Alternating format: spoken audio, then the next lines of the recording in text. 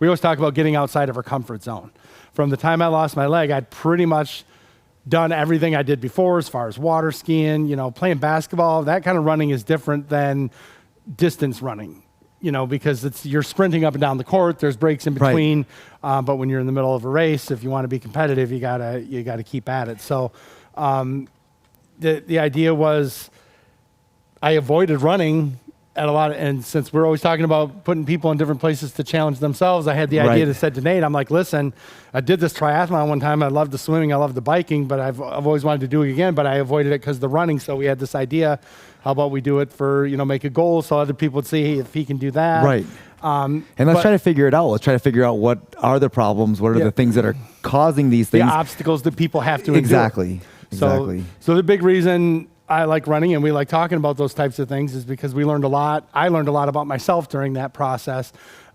So here we are with Ben, and Ben wants to get into running. So the big thing is that people don't really understand, before we even got to a point where anyone saw me running or doing anything like that, I was 3 to 4 months of just doing core and strength training.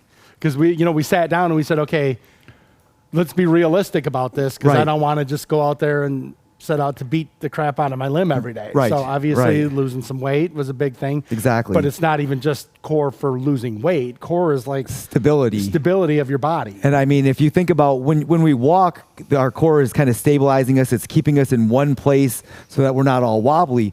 When we're running, we're actually generating power. We're not just springs. We're using our muscles. So our core is generating power at that point. So it not only needs to be toned, but it needs to be strong, and it needs to have good endurance. Yep. More so here than even in your legs is where your power is going to come from. So, a lot of times we talk about the gait deviations that people have, because how we compensate for things with the prosthetic limbs if we don't have the proper gait.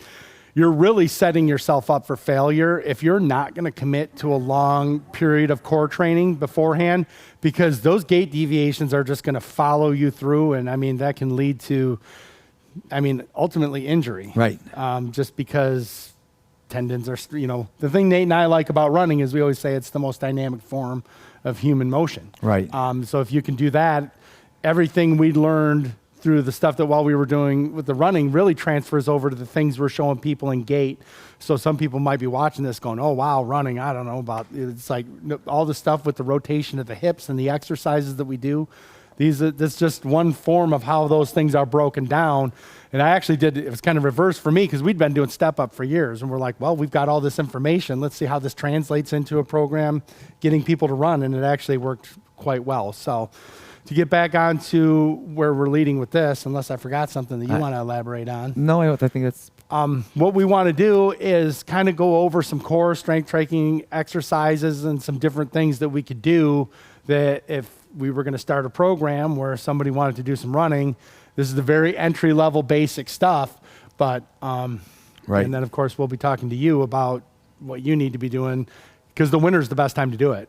It's not like you can go out, running on a treadmill is okay, but it's not, the fun thing about running is getting outside and taking in the air. So this is a good time to commit to 3-4 months of core and strength training.